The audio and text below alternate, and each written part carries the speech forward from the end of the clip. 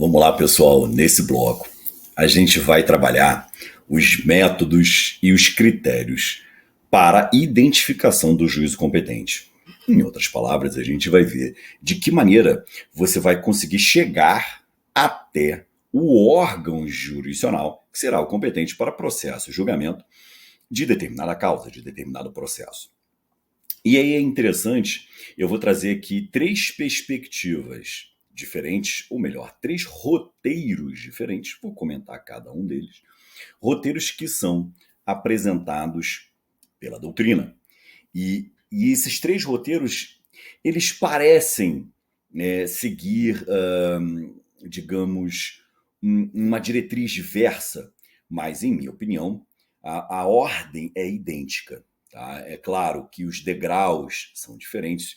Tem um roteiro que é do Nelson Nery Júnior, que é super detalhado. Depois vem um roteiro da Pellegrini. E depois vou trabalhar um roteiro do resto da doutrina, que é até um roteiro que eu costumava mais usar em sala de aula. Mas aqui para vocês eu quero trabalhar todos os três roteiros que a doutrina apresenta. Eu acho que assim fica mais fácil para a gente trabalhar esse tema, ok?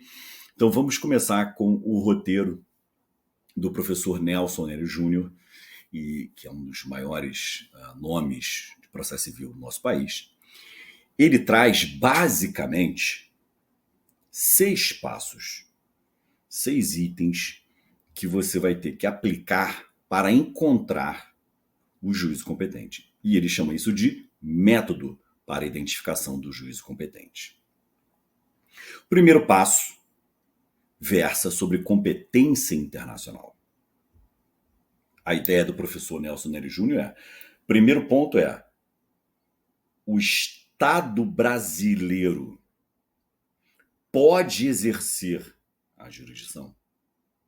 Então, primeiro ponto, você vai olhar lá dentro de todos os sistemas para saber se o Brasil pode exercer, Brasil enquanto Estado soberano, pode exercer jurisdição sobre a causa. Então, o primeiro passo é verificar se a jurisdição brasileira pode ser exercida. Esse é o primeiro passo. Se você responder negativamente, a questão para aí. Porque se a jurisdição brasileira não pode ser exercida, então eu não tenho mais nenhum passo a dar. Se essa verificação for positiva, você vai para o segundo passo. Bom, o Brasil pode exercer a jurisdição na hipótese. Então eu preciso saber primeiro, é um caso de competência originária de tribunal superior? É um caso de competência originária de tribunal? Então já olha aqui, segundo passo, tem que saber se é competência originária.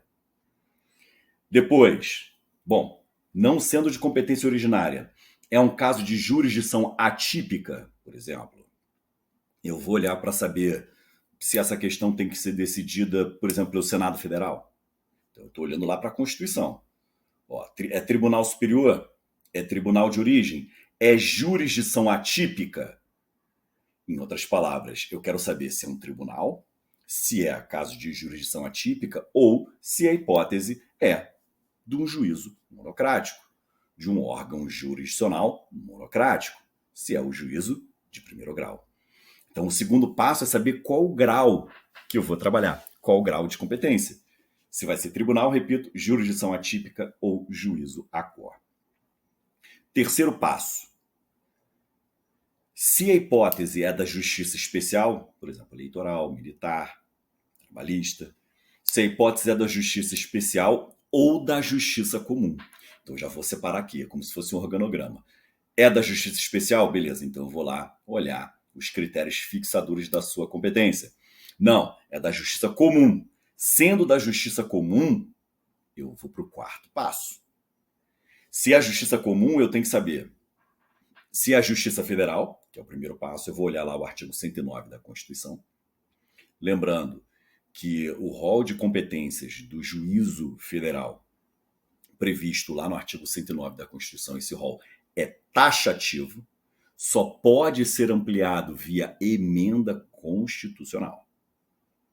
Então eu tenho lá o rol taxativo das competências do juízo federal de primeiro grau, todos eles delineados no artigo 109 da Constituição. Se estiver no artigo 109, beleza. Eu vou lá e começo a verificar de qual seção judiciária, qual é a subseção judiciária. Não é da federal, não está no rol taxativo do 109. Então eu vou para a competência residual da Justiça Estadual. E por que se afirma que a Justiça Comum Estadual ela é residual? Por isso que ela tem o maior número de processos em nosso sistema jurídico. Porque vai chegar para a Justiça Comum e Estadual, tudo aquilo que não for da Justiça Especializada ou da Justiça Federal ou da Justiça Comum Federal. Então não é da Justiça Especial, não é da Justiça Federal, cai na vala comum da Justiça Estadual. Bom, quinto passo. Sendo competência da Justiça Estadual, qual é o próximo item que eu vou ter que avaliar, segundo o professor Nelson Nery Júnior? Qual é o foro competente? E aí eu vou olhar comarca, foro distrital, foro regional. Eu vou ter que olhar qual é o foro competente para processar e julgar a causa. Identificada a comarca, o foro distrital, o foro regional, identifiquei, eu vou para o sexto passo. Eu vou ter que olhar agora, com base nas regras do Código de Processo Civil e, obviamente, da organização judiciária daquele estado, eu vou ter que verificar qual é o juízo competente. Aí eu já encontro esse juízo competente. Ficou clara aqui a ideia? Tranquilo, meus queridos? Bom, diante disso, eu passo agora a trabalhar com os métodos para identificação do juízo competente da professora Ada Pellegrini. A professora Ada Pellegrini, ela traz também 6 etapas, só que, lembra que eu falei, a diretriz é a mesma, é chegar no mesmo resultado final. A professora Ada Pellegrini, junto com o professor Paulo Sintra e o professor Cândido Rangel Dinamarco, esses 3 autores que têm um dos livros mais tradicionais de teoria geral do processo, eles também indicam 6 passos que devem ser considerados. Quais são eles? Primeiro passo, verificar qual é a justiça competente. Especial, federal, se é a justiça brasileira. Entendeu a ideia? Então, primeiro, eu vou ter que saber se é a justiça brasileira, se é a justiça especial, se é a justiça federal, se é a justiça comum. Então, esse primeiro passo da professora Ada Pellegrini engloba vários passos do professor Nelson Nery Júnior. Porque quando ela fala qual a justiça competente, eu vou ter que ver se é o Brasil, se é especial, se é a federal ou se é a estadual. Depois de verificada qual é a justiça competente, eu vou para o segundo passo. Eu vou ter que verificar se a competência é originária de algum tribunal, se a competência é originária de algum tribunal, ou se a competência é de algum órgão monocrático ou juízo singular. Verificada essa etapa do juízo singular ou competência originária, eu passo para a competência de foro. Eu vou ter que olhar o local, eu vou para a competência de foro. Vista qual é a competência de foro, o próximo passo, aí sim, eu vou ter que verificar qual é o juízo competente. Qual é o órgão jurisdicional. É uma vara civil, é uma vara empresarial, é um órgão fracionário, é um órgão colegiado. Eu vou verificar qual é o juízo competente. Depois de verificado o juízo competente, eu vou ter que avaliar a competência interna, a divisão interna daquele tribunal, para saber qual é o órgão jurisdicional específico, né? Aquela competência interna do tribunal.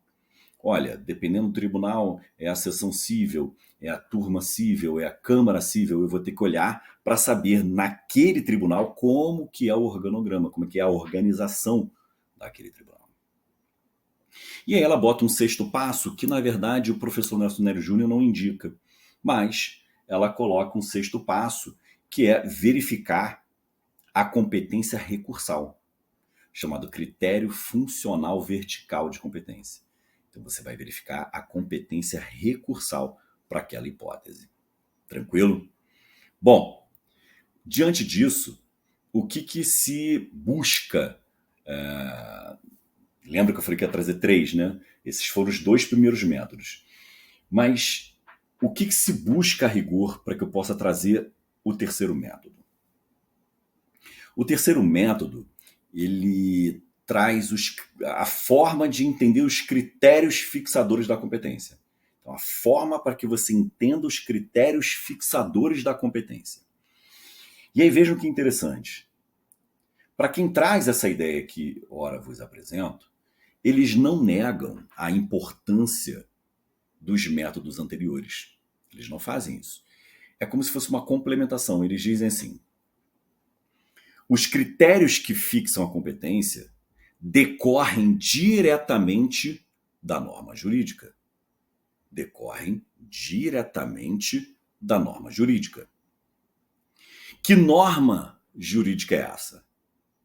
Eles trabalham com 4 normas jurídicas. A norma jurídica constitucional, e aí vale tanto a Constituição Federal quanto a Constituição Estadual. Então, para isso, você vai usar tanto a Constituição Federal quanto a Constituição Estadual. E aí vale mencionar os artigos 102, 105, 108, 109, 112 e 114 da Constituição. Repito, 102, 105, 108, 109, 112, 114 da Constituição da República.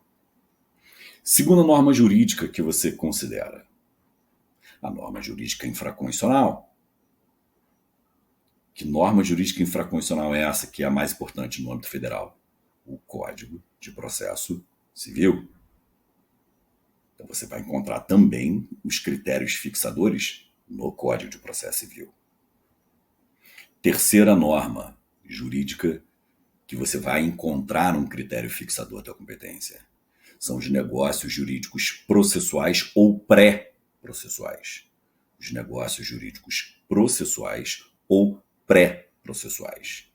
Façam referência aos artigos 63 e 190 do Código de Processo Civil. Artigos 63 e 190 do Código de Processo Civil. E o quarto ponto são as chamadas normas locais, que são aqueles códigos de organização judiciária, que são leis estaduais. Então, essas normas locais aqui são as leis estaduais. São os códigos de organização judiciária. E aí vejam. De certa maneira, essa terceira forma, ela complementa os 2 métodos anteriores.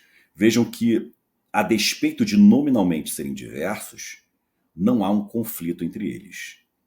Agora faço só uma observação para a gente começar a encerrar esse bloco aqui. A informação importante que vocês têm que ter é a seguinte: convenção internacional fixa a competência? Convenção internacional fixa a competência?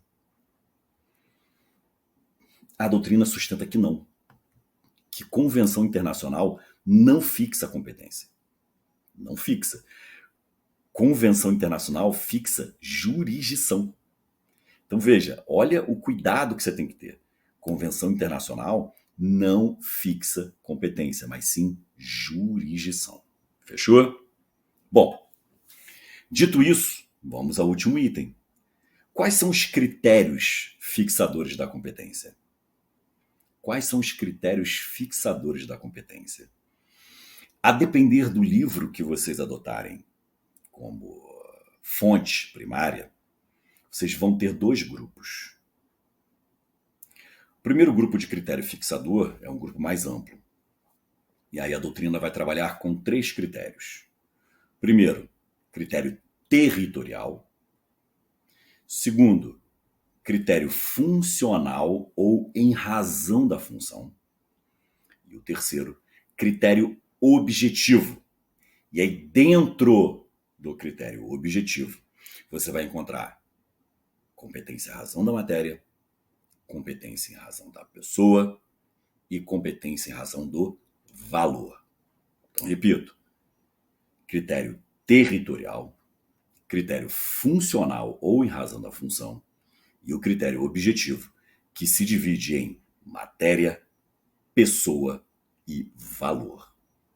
Fechou? Não se preocupe que a gente vai estudar cada um desses critérios. E seguindo, né, ainda essa ordem lógica, eu posso ainda trabalhar com dois grupos. Primeiro, os critérios relativos fixadores da competência, que são local e valor. E os critérios absolutos fixadores da competência: função, pessoa, matéria. Então, repito, o outro grupo de critérios fixadores. Primeiro grupo, os critérios relativos fixadores da competência: valor e local. Depois, o segundo grupo, os critérios absolutos de competência: pessoa, matéria e função. Tranquilo, meus queridos? Beleza até aqui? Então, no próximo bloco, a gente continua.